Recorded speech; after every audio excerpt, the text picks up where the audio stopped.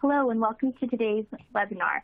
Thank you for participating in our discussion titled Post-COVID-19, Managing Your Practice from an Operational and HR Perspective. Before we begin, I want to cover a few housekeeping items.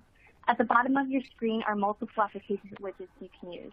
All widgets are resizable and movable, so feel free to move them around to get the most out of your desktop space.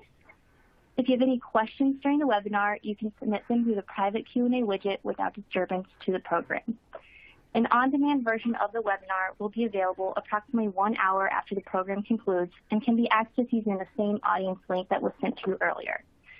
Finally, as a reminder, this webinar is for general informational purposes only and should not be regarded as legal advice. And now for opening remarks and introductions, I'd like to turn the call over to Ronnen Isakov with Medic Management Group. Mallory, thank you so much. Well, good afternoon, everybody. We really appreciate you joining our webinar in a series with our friends at Vorys. Last webinar, which about a month ago, we covered a lot of areas of what we thought we were going to see within the Biden administration changes, as well as some operational issues and items going on within physician and hospital-based practices. Today, we're going to be covering our continued conversation relating to labor and employment within healthcare, and I hope everybody finds it very useful and gets a lot of information out of it. For those of you who don't know about us, MMG, we are a managed service organization for physician and hospital-based practices based out of Northeast Ohio in the Akron market, but we do work across the country, currently in about 30 to 32 different states. We really focus on two main areas: our revenue cycle management group, which is outsourced billing. We do practice management billing, as well as hospital employed groups, as well as our consulting and advisory services group, where we participate and work with a lot of practices as well as health systems, helping them align on compensation contracts, operations, day-to-day management, as well as a lot of data analytics. For myself, I am Ronnen Isakov, as just mentioned. I am the managing partner of our advisory services group. I've been with Medic Management almost 20 years now, and I oversee our advisory services from our consulting, practice operations, management, and various other areas within our company. I am based in Cincinnati, but as I mentioned, do work across the country. I'm very happy to also introduce my partner, Tamiya Williams. Hi, everyone. My name is Tamiya Williams. I'm a senior manager with Medic Management Group. I've been with Medic Management Group for almost 14 years. My main areas of focus are providing operational oversight to medical practices, execution of growth strategies, recruiting, and performing general practice assessments. Now I will turn it over to our friends at Vorys. Good morning, everyone, or afternoon, I guess. I am the token lawyer. I am a partner at Vorys Sater. I am a labor and employment lawyer, or as I like to call it, an HR lawyer. I'm here because I practice a lot in the healthcare space, from small practices all the way up to healthcare systems, and hopefully going to be able to spot some of the hot topics we're seeing today. Great. Chaz, we're really excited to be doing this with you and looking forward to a good conversation. So in a quick overview of what we hopefully we'll be covering today, continuing the COVID influence in the labor and employment law, I think you're going to find some very interesting conversation parts from Tamiya and I, really kind of discussing the operational side of that, and Chaz really talking from a legal perspective. We'll go give you some best practices in some employment documentation. I think our friends within all our HR groups are really seeing a lot of HR needs within the documentation, with employment and labor law. And then again, some hot topics, what we expect to see within the rest of 2021 and beyond. And some of that also how it affects within the new Biden administration. So let's jump in, right? Labor and employment and COVID in 2021. I love this little slide of vaxxed and relaxed. I'm not quite sure exactly where we are in there, but clearly a lot further on than we were maybe 12 to 15 months ago. So when we do these webinars, we love the opportunity to do some poll questions, just to get some interaction and understanding from our audience of where you are on different things. So our very first poll question, and we'll give you about 30 seconds or so to please answer. But the first one, are you mandating the COVID-19 vaccine for your workforce? Simple yes, no, or number 3, we're not, but we are considering it. We'll give everyone a few seconds to answer, and we'll see what the results show.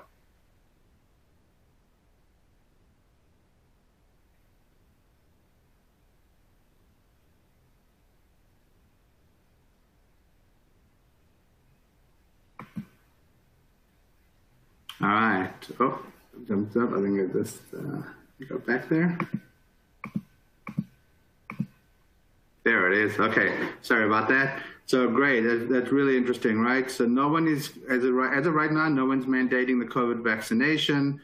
About 90% of you are saying we're not going to do it, and about 10% thinking about considering it. So, Chaz, I'm sure we'll touch base on this finding in a little bit.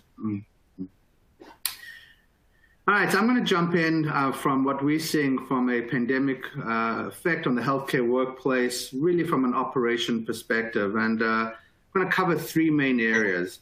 First area for sure is relating to the staffing within the practices and the hospitals. I broke it out into 2 main areas between our direct staff, those interfacing directly with patients, and our non-indirect staff, if you want to call it that. And so for our direct staff, our nurses, our physicians, even our front desk staff, which I'll talk to in a few minutes, who are dealing with patients, they're basically saying that we were never out of the office, right? We were never remote. They continued to be working directly with patients in all situations. And it really had a significant effect on both morale within the practices and the employees themselves. There's no question that we saw a lot of stress and fatigue. There was really never a downtime for a lot of these workers and employees, which definitely had an effect on the HR side as well. From a compensation perspective, we saw this definitely towards the kind of the end of the year, as people kind of got through the first, say, 9 months of COVID.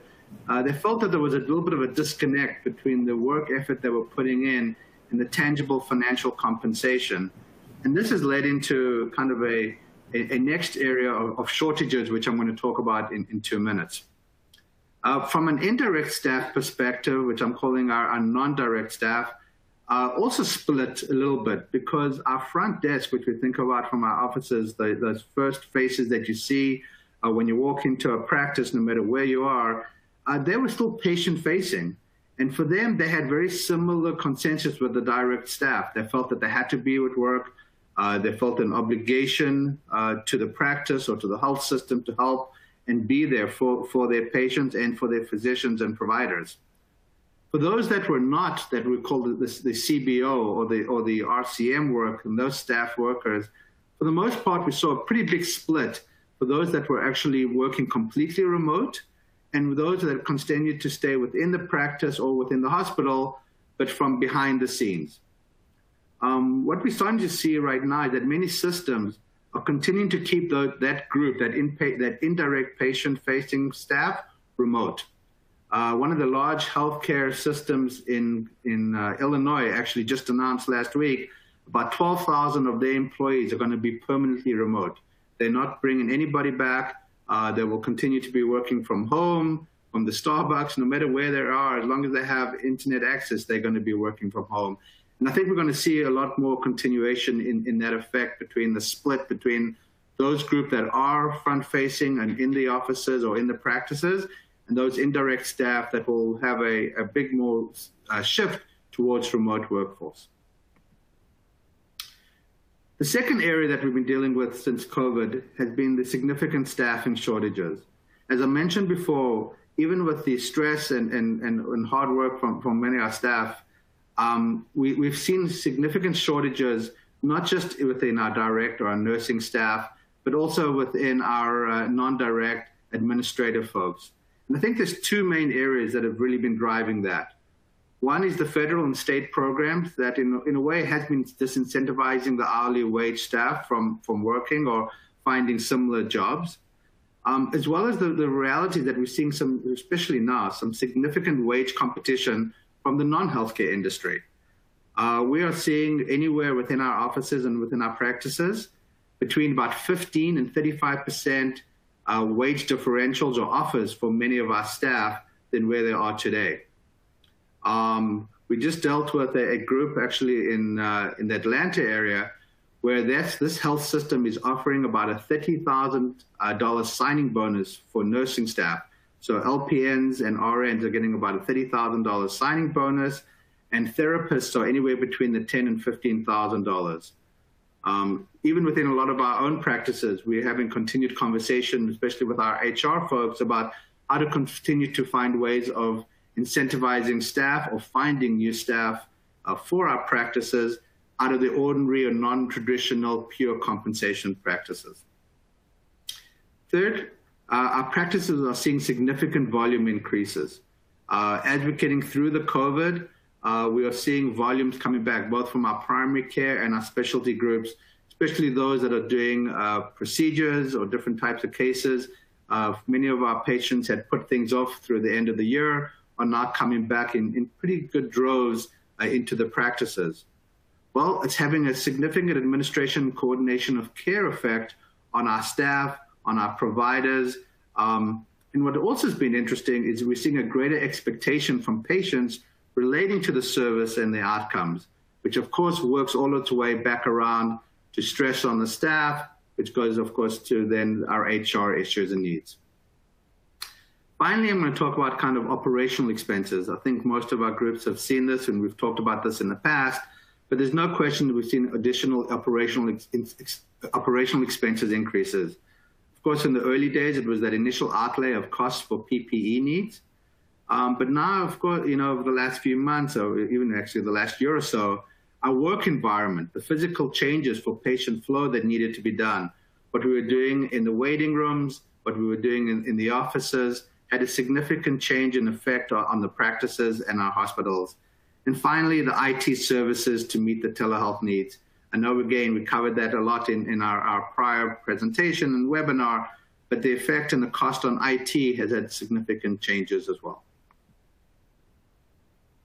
And with that, I'm going to pass it on some of the legal side to Chaz. All right, thanks, Ronnen.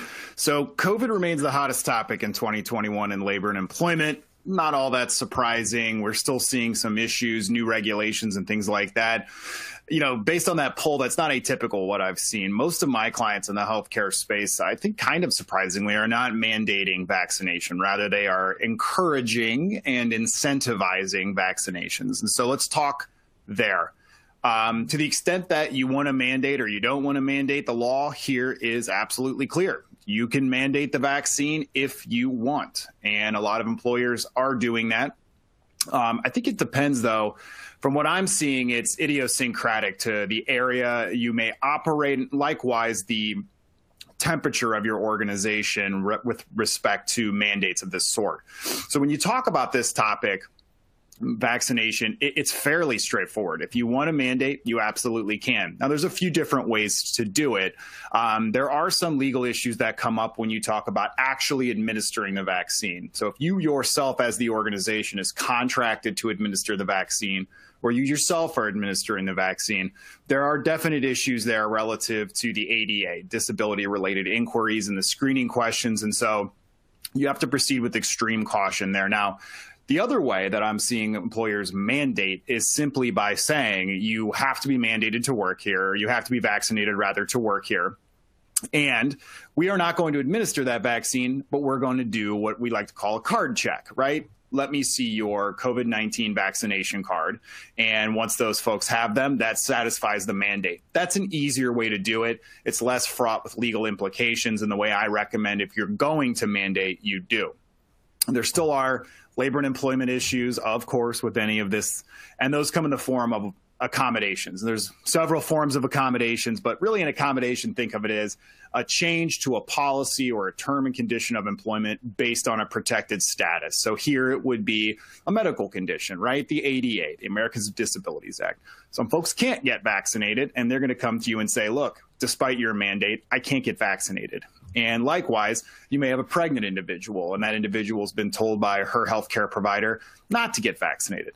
That might require an accommodation. The third one is religious objections, and we don't see those fairly as common. We see a lot of ADA issues, not as many religious accommodation issues, but certainly those are accommodations that may need to be made to vaccination rules or mandates. And so the way you deal with those in the workplace is the way you deal with every other request for an accommodation. Somebody needs a standing desk, somebody needs a ball to sit on, somebody needs access to the first floor because they can't climb stairs. You're going to go through the interactive process. You're going to ask that individual what they need. You're going to have them articulate it.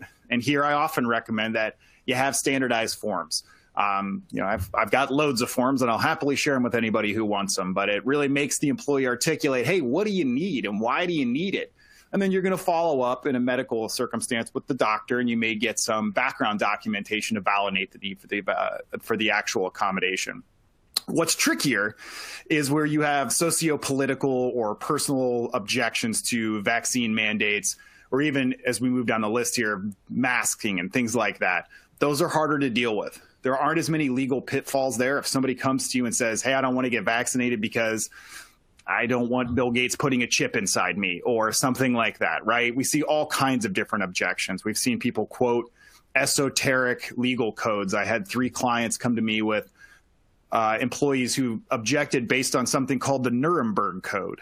The Nuremberg Code is developed after World War II and is an ethical set of guidelines for human test subjects. Don't think it applies here, but folks are seeing this stuff on potentially Facebook and they're quoting it to the employer. But the bottom line is this: if it's not pregnancy related, if it's not related to a medical condition or a religious objection, you are not required to accommodate that. And so those individuals can be made without any further documentation or really rigmarole to comply with any masking and or mandate with respect to the vaccine. So those are some of the things we're seeing more and more, and that dovetails into vaccine incentives. And incentives take 2 forms, right? There's the good, positive reinforcement. If you get vaccinated, we'll give you a gift card or some company swag or whatever it is. But they also come with penalties as well. You can't do certain things if you're not vaccinated. That's a negative incentive. So I've seen anything from gift cards and water bottles and days off and, again, company T-shirts and all kinds of stuff as an incentive. But as a negative incentive, I've also seen, hey, we're having a client or a company-sponsored event. And if you're not vaccinated, you can't show up for that event. You can't attend it, and or you can't do certain things in the workplace. One of the vaccine incentives we're seeing is an interesting one, which is to not wear a mask in the workplace. CDC says you need to be vaccinated. Employers are saying, that's fine, show us your card. The incentive to being vaccinated is the fact now you don't have to wear a mask in the workplace. So we're seeing more and more of that. To the extent you go through any of this stuff, whether it's to mandate or not to mandate, as you wade through the CDC rules and potential Ohio orders, you need to be very cognizant of the impact it's going to have on the workplace. You need to have a plan. You need to have a communications plan. You need to make sure that you're clearly and consistently communicating not only what you're doing, what's not enough. You need to communicate why. Individuals need to be told why things are happening. Clear and consistent communication is going to be your best defense here to objections from the workforce. So a couple of things I want to touch on for COVID, and we could probably talk for 3.5 hours about COVID's impact in the workplace, but I will encapsulate a few more. The FFCRA was the Family's First Coronavirus Response Act. You might recall that came out in 2020, offered paid leave for individuals who were dealing with several COVID-related issues. That is no longer a mandatory type of leave. And keep in mind, even when it was mandatory, it was only mandatory for employers of under 500 employees. Now, it is permissive. You can offer FFCRA leave. You do not have to. Keep in mind, if you do offer it, you are eligible for a tax incentive that would help pay for the leave.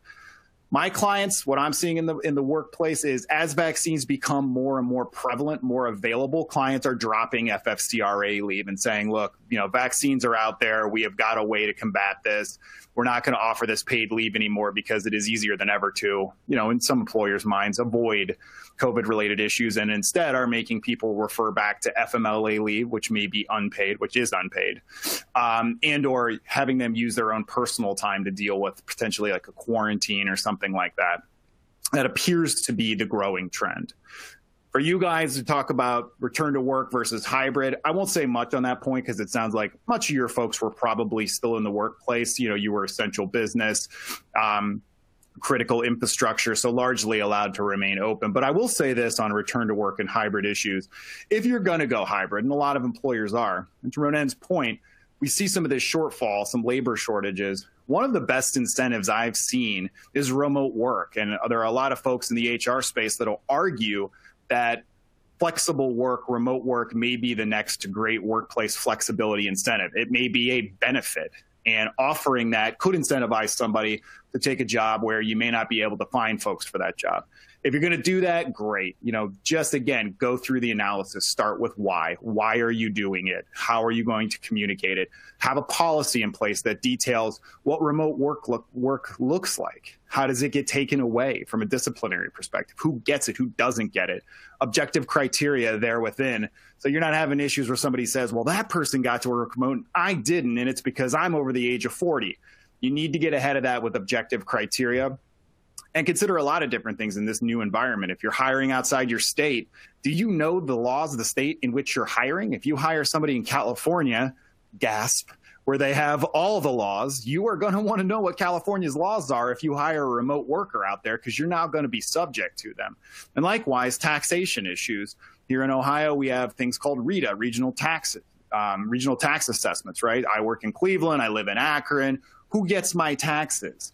When does taxation get triggered if I never step foot in the office, or I'm in the office one day a month or something like that? Those are all issues you'll want to look at from a pay and benefits perspective. And that takes us to the unemployment benefits issue. You can see more and more Ohio, several other states are doing away with the federal enhancement. It was $600, now it's $300. That should, we think, help drive some folks back to the workforce, but it's not going to be enough to take us to pre-COVID levels. Again, to Ronnen's point, we have a workplace shortage, and we'll talk a little bit later about the implications of potentially filling that shortfall with temporary workers. And that's been a very hot growing trend lately, and there are some issues with that. So on that front, the unemployment issues that we see as well are fraud. Plain and simple. We see people getting unemployment benefits who absolutely have a job. They are just declining to come in. They're still getting benefits, particularly in Ohio. That remains a huge issue. You can reach out to the Ohio Department of Job and Family Services and report someone who has a job who is notwithstanding saying they're not coming in. They're not permitted to just say, I don't want to come in because I'm afraid. That's not good enough under unemployment law. And likewise, you need to be keeping an eye on the ODJFS here in Ohio, the things that are coming through your portal. Who's getting them? How much are they getting? How long have they been on the rolls? I would encourage you to heavily audit that as well, because there is so much fraud. I, for instance, unbeknownst to me, applied for unemployment benefits and actually got a check last year.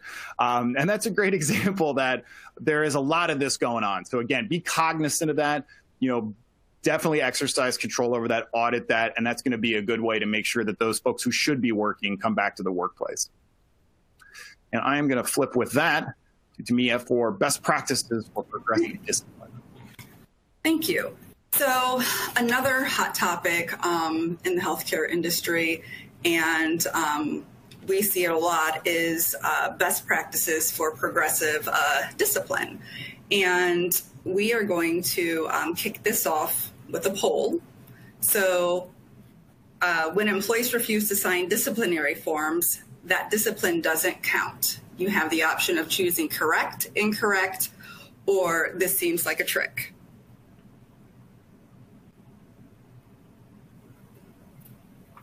When lawyers draft poll questions, you just have to be careful. All right, so it seems like everyone answered that question correctly. That is incorrect. It does count. So, and just to kind of lead this section off too with what we are seeing with, our clients in, as it relates to documenting employee issues. When we, get a new client, there's often times where the employee handbook, disciplinary policies and procedures are, not up to date. Employee handbooks should really be, reviewed on a regular basis. It is very important for, not only employees, but management on, operating the practice on what's acceptable and what is not acceptable. A lot of times there's newer or inexperienced management staff. It could be that an employee has been with the practice long term. They, know the practice, in and out. So they are naturally promoted to, becoming a manager of their department. But what they are lacking is, the actual management piece and the legalities behind, disciplining an employee or, rolling out corrective actions.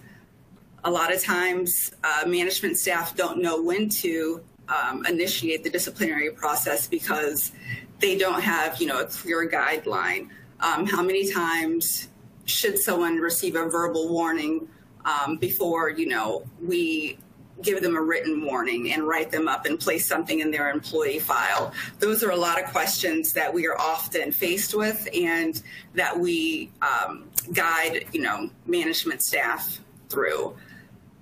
So sometimes, and especially right now, a lot of our management staff, our practices are, short staffs. They are wearing they're wearing many hats, and sometimes disciplinaries are not rolled out timely and they're not addressing, poor behavior. So what happens is that behavior becomes accepted, and it sends the wrong message to the employee.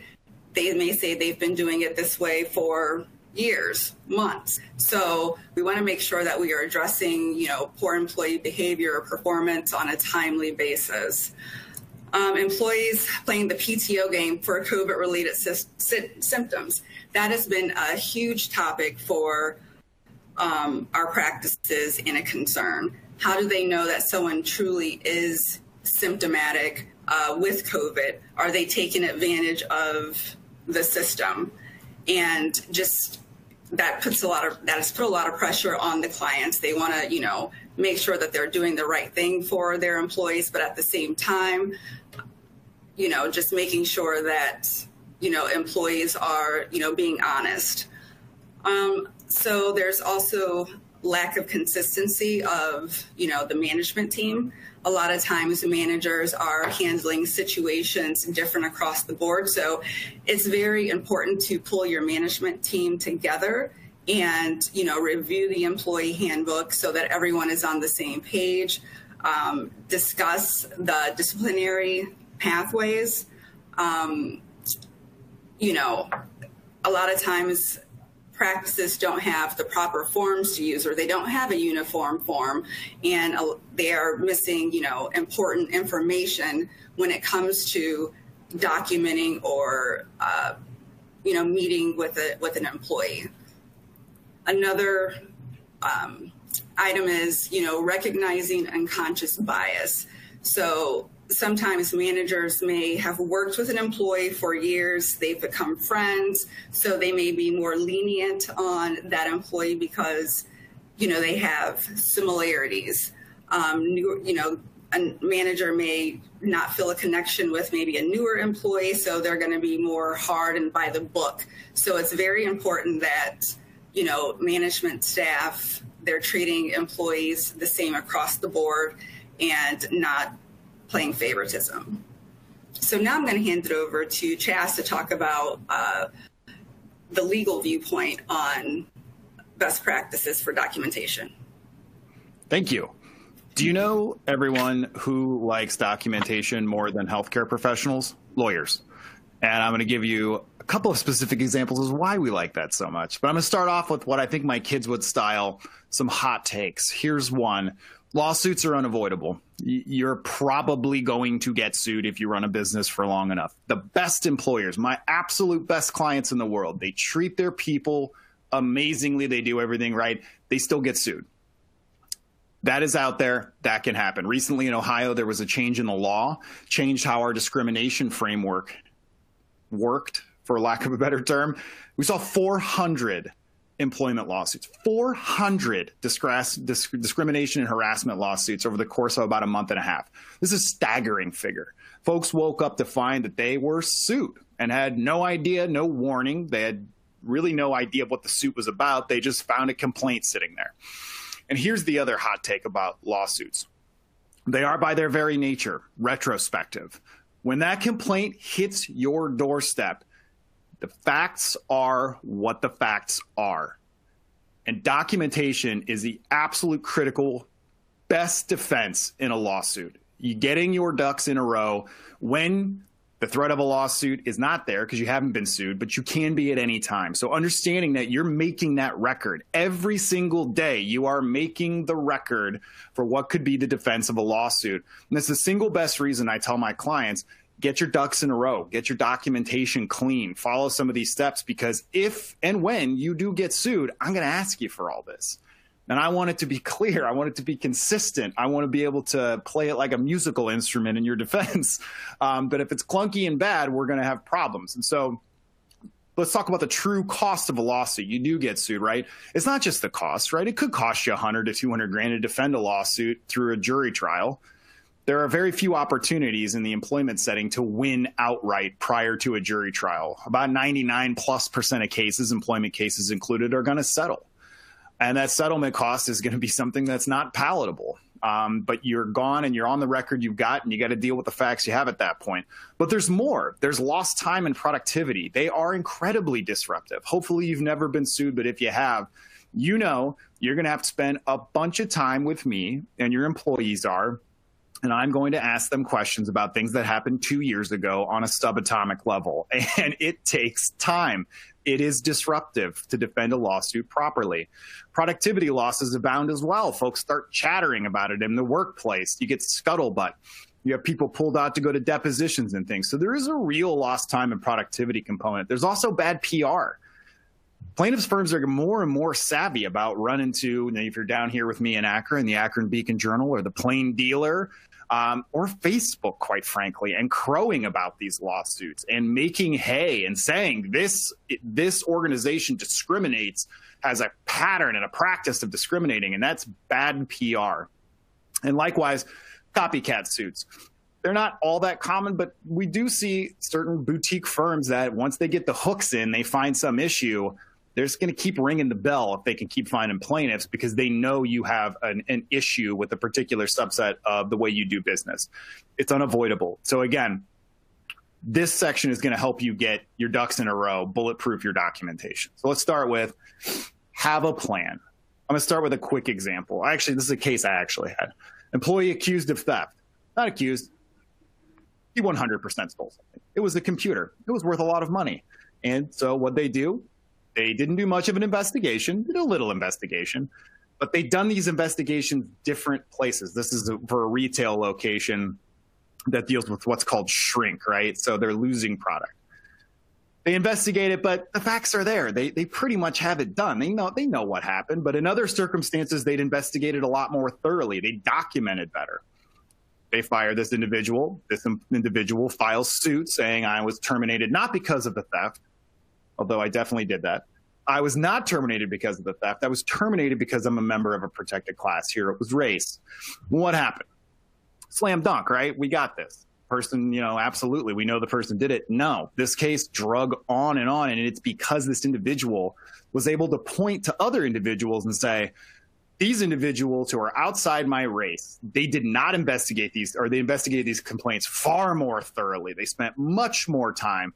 And so we weren't able to just go to the court and say, court, what are we doing here? Like, this is a slam dunk, because the court said, no, this differential treatment could be representative of pretext here. And it's possible that this could have been based, at least in part, on race.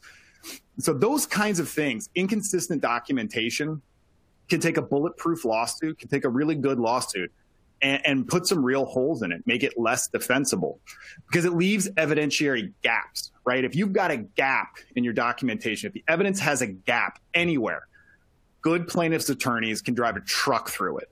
They'll fill that gap full of all sorts of fun and creative theories about why something really happened.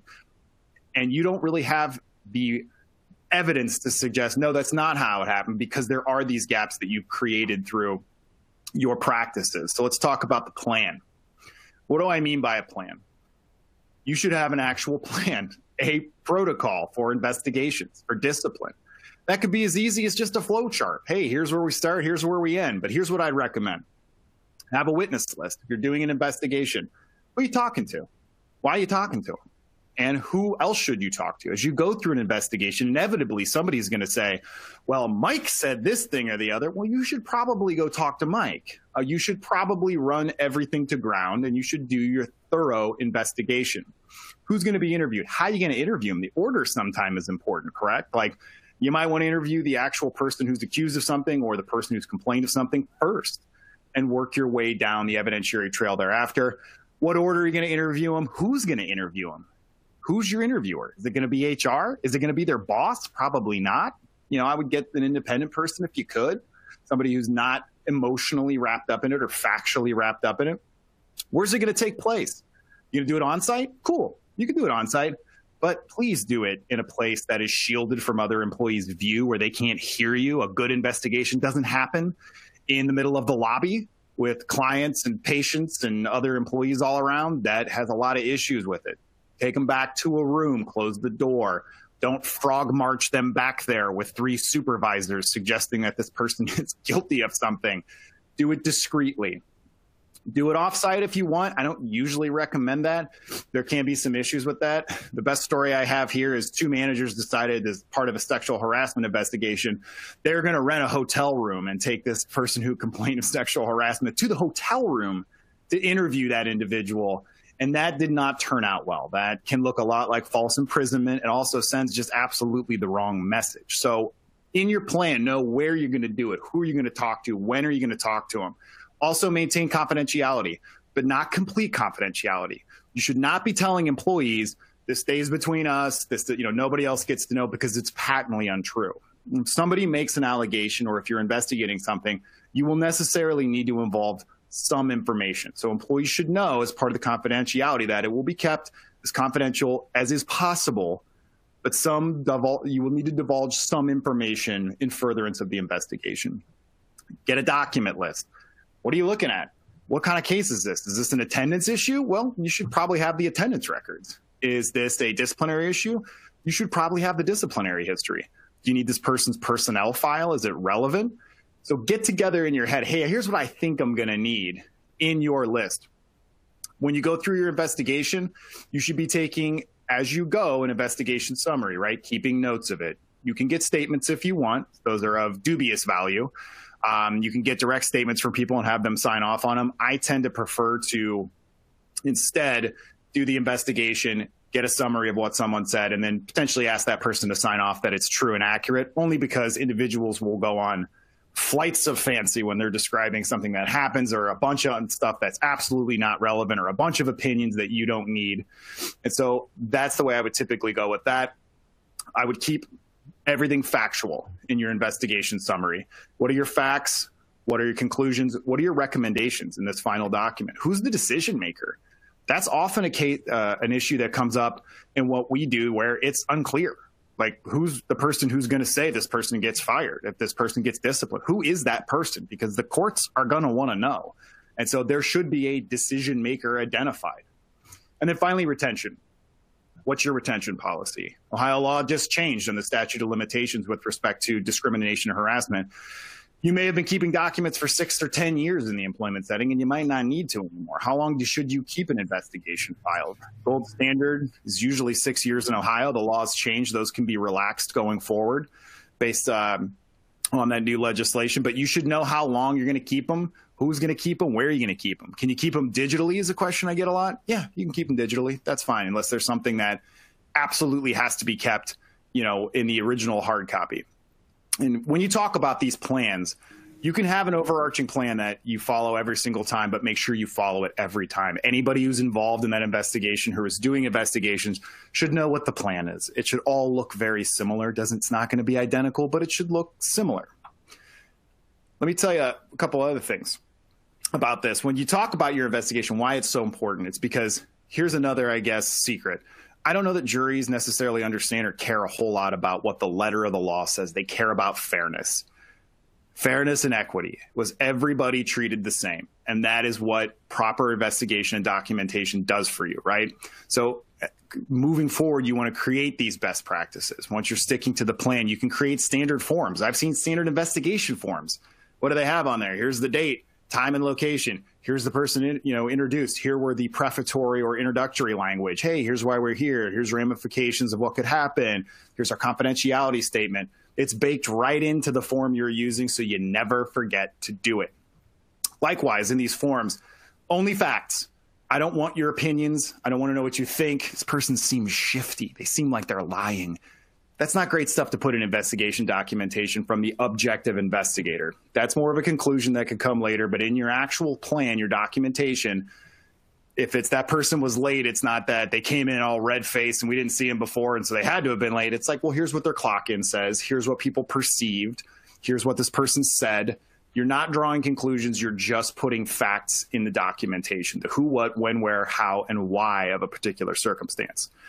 And finally, when you discipline, you want to have forms. I've got 1 million forms. Anybody can email me. I'll send them to you. It's basically a progressive disciplinary form. Again, who, what, when, where, and how at the top, ramifications where you are in progressive discipline, and then a sign-off. And my little poll at the beginning was, you talk a lot about people who refuse to sign, right? That happens all the time. It doesn't matter. If somebody refuses to sign, it makes no difference. The discipline itself is still actionable. One of the tricks I can give you, though, that I use a lot is I'll put a little line at the bottom and I'll say, can you sign here saying you refuse to sign? And I guarantee you 8 out of 10 times people sign that, saying that they refuse to sign. But you still get the signature, you get the chain of custody, and it works just as well. So maybe try that next time that somebody refuses to sign. But again, the big thing here is just have a plan, stick to it, and critically train everybody. Plans, all this stuff is only as good as they're implemented and people know how to use them.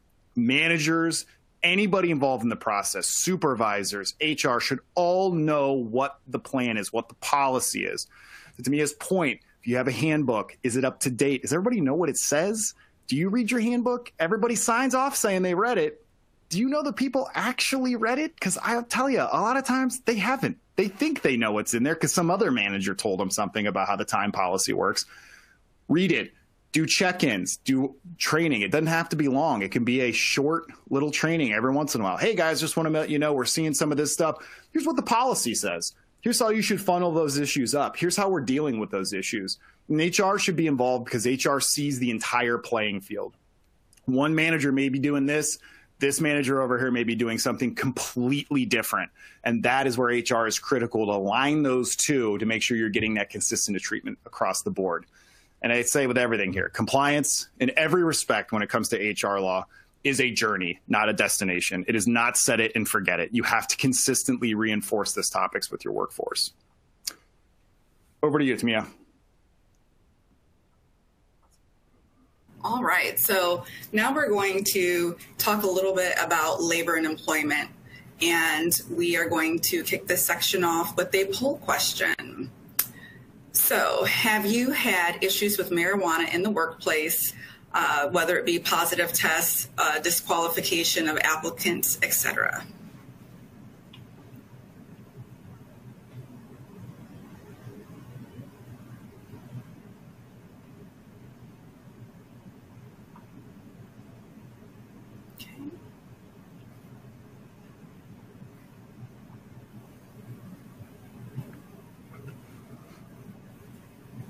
Right, so it looks like it's about half and half, 44% said yes and 55% said no. So with the new administration, there are, several new policies that we should all be aware of and pay attention to because they could have some impact on your organization. The first one is the legalization of marijuana. We feel that under the Biden administration, there may be a big push in different states, increased focus on unionization, paid leave under FMLA, and wage and hour law. So as far as our clients, some of the things that we've been seeing, and I would say, especially within the last year, everything has been really COVID driven. So the big question right now is, should we implement, make it mandatory that all employees receive the COVID-19 vaccine. A lot of practices are struggling with that because they want to, respect their, employees' personal feelings. It is a, newer vaccine. A lot of people are also looking at it as controversial. They want to know if they should continue, testing. Should they continue to pay employees for COVID-related symptoms? Differentiating who is, are we having someone that's constantly having COVID symptoms every other day? And they also are paying attention to what the feedback they're receiving from patients. Some patients are, upset that there's still, social distancing. They can't have an attendee with them, at their appointment, And another, as far as the legalization of marijuana, a lot of our client leaders have already made the decision that regardless of if it's legalized or not, they are going to prohibit it. They, feel like they're in the medical field and they want to, create a safe environment for their, patients and staff. They don't want anyone coming to work, under the influence. So those are just some of the things that we are seeing in our practices right now. So I will hand it over to Chaz for legal viewpoint. All right, weed at work. If you would have told me years ago I would be talking this much about marijuana, I think I would say, did I become a lawyer? Did that actually happen? This area has moved so fast in the last really 5 years. These laws are passing what seems like now weekly. It was once or twice a year we might get a medical marijuana statute. Now increasingly we are getting these all the time. Localities all the way up to states. Now there are fewer states without some form of legal marijuana than states with. That is a staggering statistic, and it's both medical and recreational. More so in the medical, you see many more states rather that have medical marijuana in some form or fashion than those that have recreational. But this is the green wave, and I intend that pun very heavily. It is what they're calling it, and it is catching firestorm.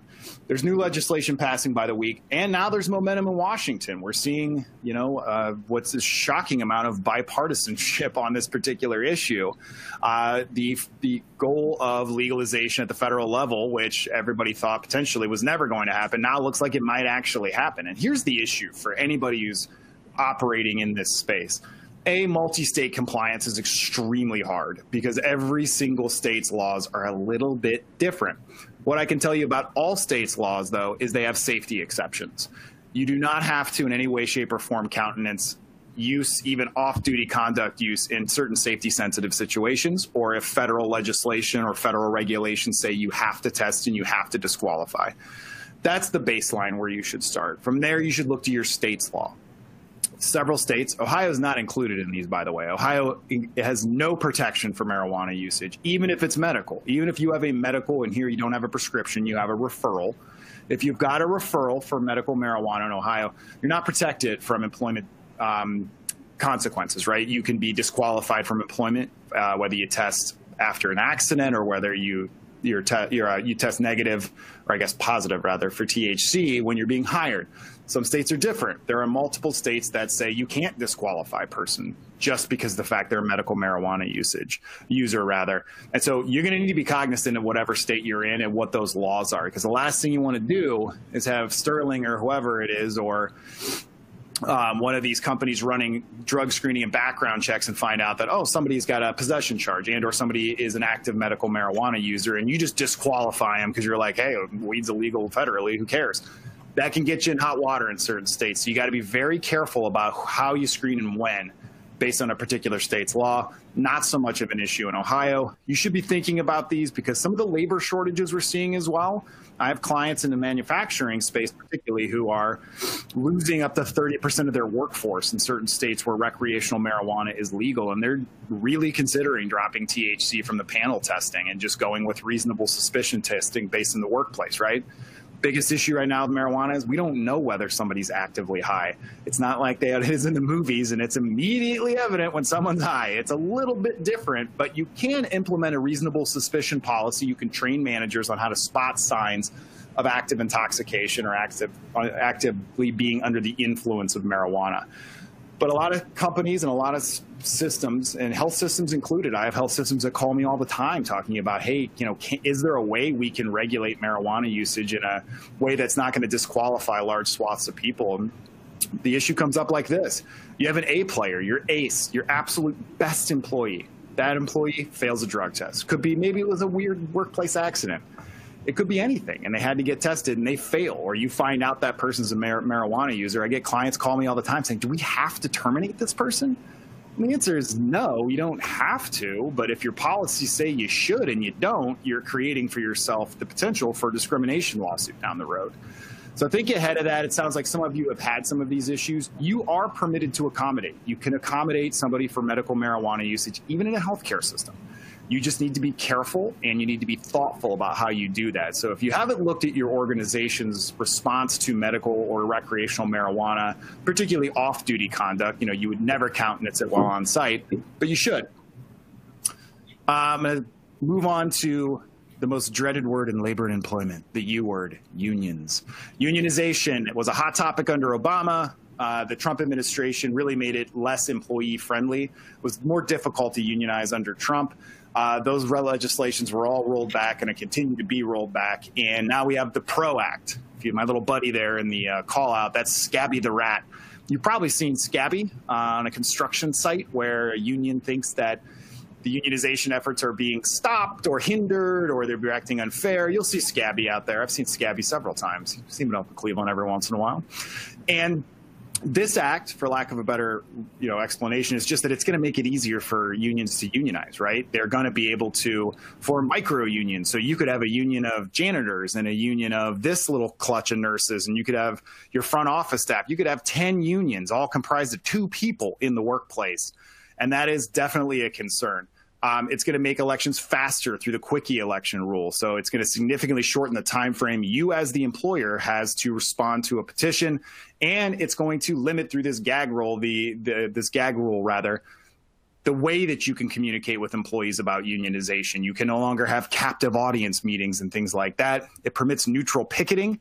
So if you yourself are going through a union drive, they can go picket one of your suppliers or one of your partners as a neutral party.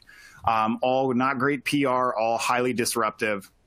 And it will increase the damages for unfair labor practice charges and put some personal liability and things like that in there that are going to make it much more attractive for unionization. And unionization, is a hot topic. It's been, I would say, arguably even romanticized over the last 5 years or so. It's a very hot topic. So if you haven't looked at your union response efforts, if you don't have a plan in place for what happens if an election gets filed, what happens if somebody starts talking about it and you hear it in the workplace?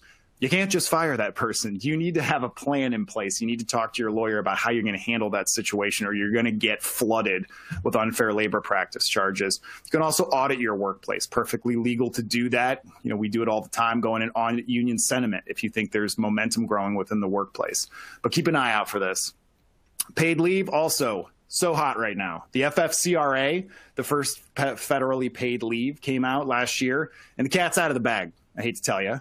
There's momentum for paid leave. The FMLA is unpaid.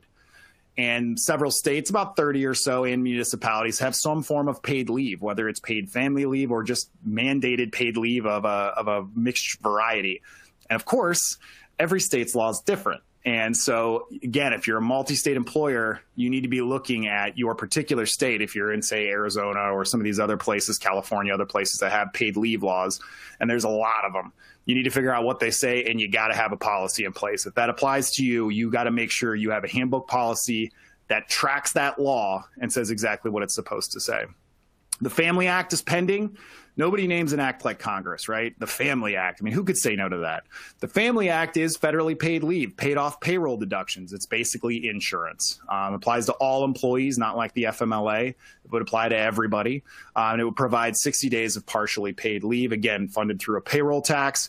And it's got a lot of support following COVID. So 2 areas to watch out for here. 1, state law. If you're in a state that's got paid leave, make sure you got that policy. 2, watch for this federal legislation, because when it gets enacted, you're going to have to take some actions within your internal HR systems to make sure that you are complying with this law. And you're going to have to train everybody. Finally, wage and hour. Wage and hour law remains a very hot topic, especially in the healthcare space. And one reason is that we are seeing a market uptick in wage and hour lawsuits. What is that? A bunch of folks band together like a class action. It's very similar to a class action. Sue the employer because they're not paying correctly. And let me tell you this, the FLSA, I believe, was drafted and passed in 1938.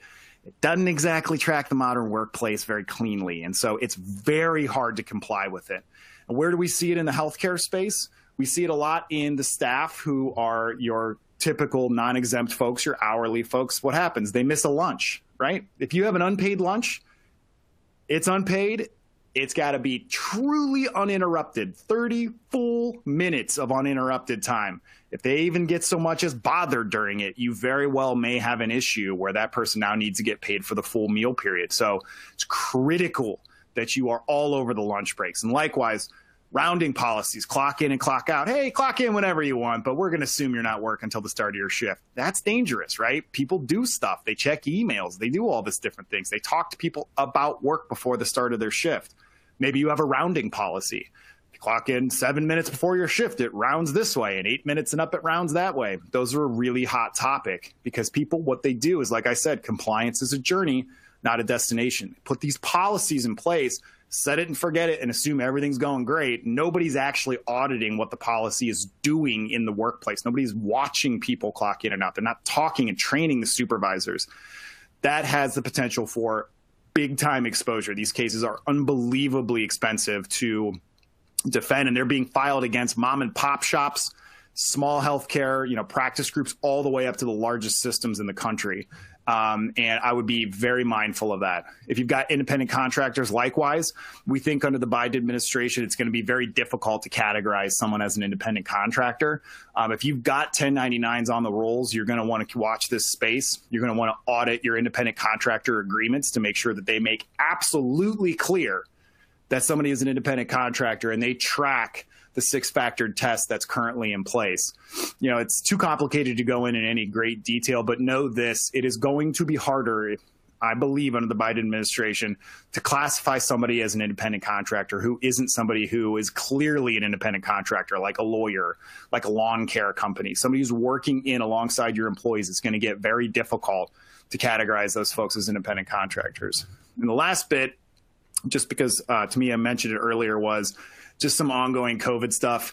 A lot of questions I've been getting even today about the masking rules, about the CDC, all that stuff. Under the Biden administration, we don't anticipate any large-scale action by federal authorities to say you have to wear masks. It's largely being left up to the states. Here's the law as it stands today. The CDC recommends vaccinated individual or unvaccinated individuals wear masks inside. In the workplace, doesn't change a thing. They're supposed to be wearing masks based on the CDC recommendation. Ohio, right now, they track the CDC. It's supposed to be rescinded tomorrow. If you're in Ohio, the question for you tomorrow as of 12:01 a.m. is, what is your masking policy?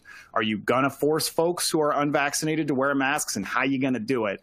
But keep an eye on that space, because right now, as of tomorrow, it's going to go to the wild, wild west in Ohio. We're not sure what it's going to look like, but I would argue that following the CDC guidelines is an absolute best practice. And with that, I will turn it back over to Ronnen. All right, Chaz, I really appreciate it. Again, we're just getting under the wire here at 1 o'clock, but hopefully everyone has found this meaningful and useful. Again, thanks for Tamiya and Chaz for being part of it. If there are any questions, we want to make sure you have our direct contact information for the three of us. Feel free to reach out directly to any of us. Call or email. There will be a follow-up survey as well that you can answer. And then also we have within that survey some updated topics that might be of interest to anybody. We'd love to hear from you all as we continue to put these and provide some services to this group. So with that, I guess, Mallory, actually we'll pass it over to you just to make sure we have everything covered. Great, thank you. If there was a question you had, please feel free to submit it in the Q&A and we can answer that following this webinar.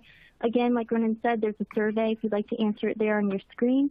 At that time, this concludes our program. Thank you.